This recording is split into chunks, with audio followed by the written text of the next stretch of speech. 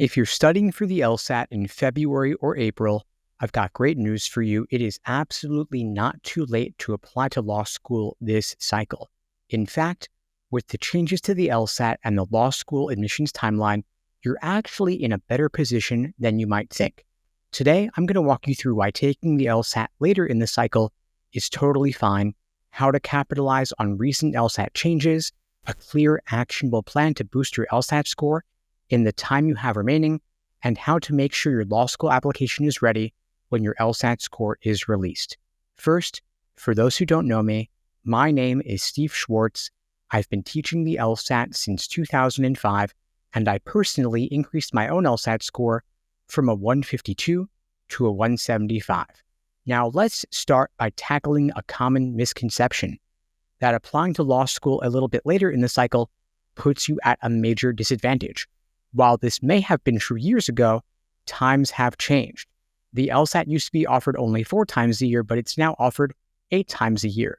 Because it's offered double as many times, law schools have adjusted their expectations and timelines.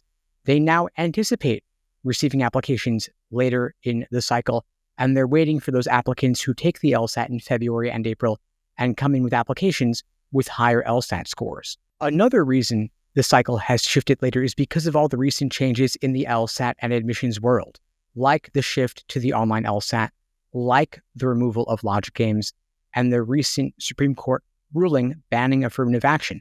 All of this created uncertainty for law schools, leading them to delay their decisions.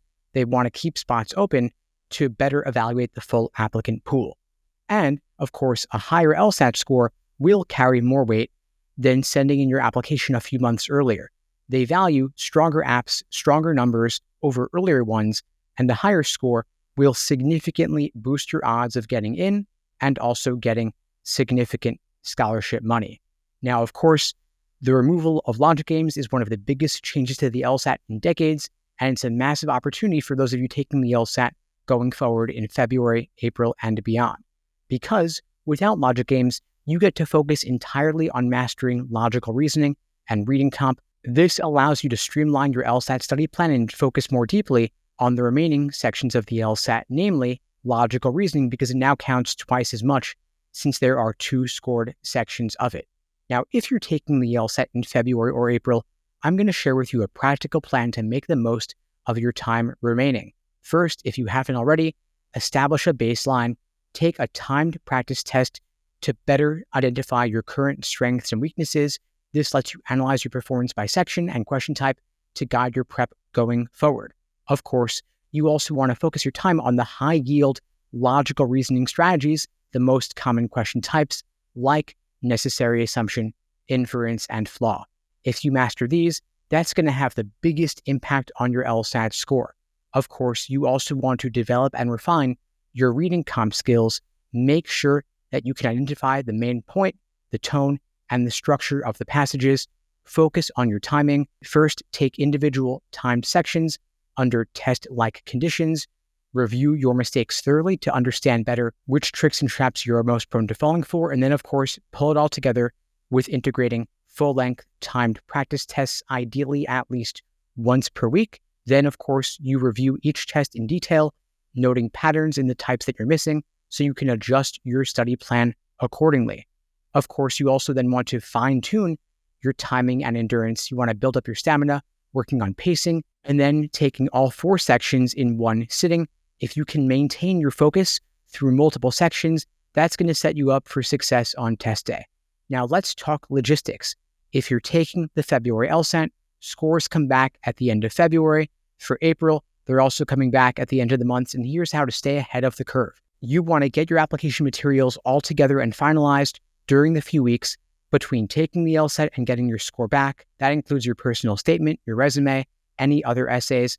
That way your application's ready as soon as your score comes back. Of course, if your LSAT score is high enough, law schools will review it as soon as they get it. And so by having everything ready, you avoid delays and you make sure your application is considered as soon as they receive it. And of course, you want to leverage your LSAT score. A higher score will open doors to significant scholarship money even later in the cycle. Use the time remaining between now and your test date to maximize your performance. Now, if you delay your applications by a full year, if you say to yourself, I'm not going to take it in February or April, or I'm going to wait until next cycle and apply in the fall, there are going to be costs associated with waiting. If you start your legal career an entire year later, that means you're delaying the higher income that comes with being an attorney and another year in your current position. Of course, waiting won't necessarily guarantee a better outcome. And if you can be ready to achieve your fullest potential in either February or April, there is no reason to postpone your LSAT and postpone your applications an entire year. Now, if you're feeling overwhelmed by everything we've covered so far, you're not alone, and I'd be glad to help you out in getting you the highest LSAT score possible. At LSAT Unplugged, we'll provide you with a personalized LSAT study plan tailored to your schedule and your target score. We'll set you up with weekly, private, one-on-one coaching to tackle your specific challenges, and we'll provide you with expert guidance on mastering logical reasoning, reading comprehension, and test-taking strategies like time management, pacing, and endurance. And so if you'd like my help, you could check out the links below to book a call with me and my team. We'd be glad to help you out in achieving your LSAT goals, ideally, of course, 170 plus, because there's no reason to shoot for anything less. Now let's recap the big takeaways from today's episode. First, it's not too late to take the LSAT and apply to law school. Law schools are keeping spots open later and later, and applying with a higher LSAT score will, of course, strengthen your application. Now, as you study going forward, you want to follow a structured plan, targeted step-by-step, to get your score as high as possible between now and the February or April LSATs. Work on your application materials in those few weeks between taking the LSAT and getting your score back so that you'll be ready to apply as soon as your score comes back. And try not to wait another year.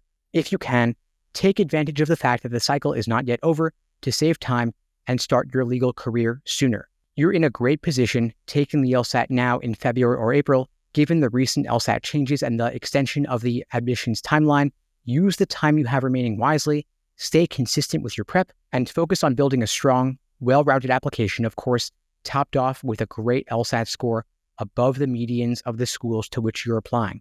And if you'd like my help, feel free to reach out. You could check out the links below. And in the meantime, I wish you all the best and take care.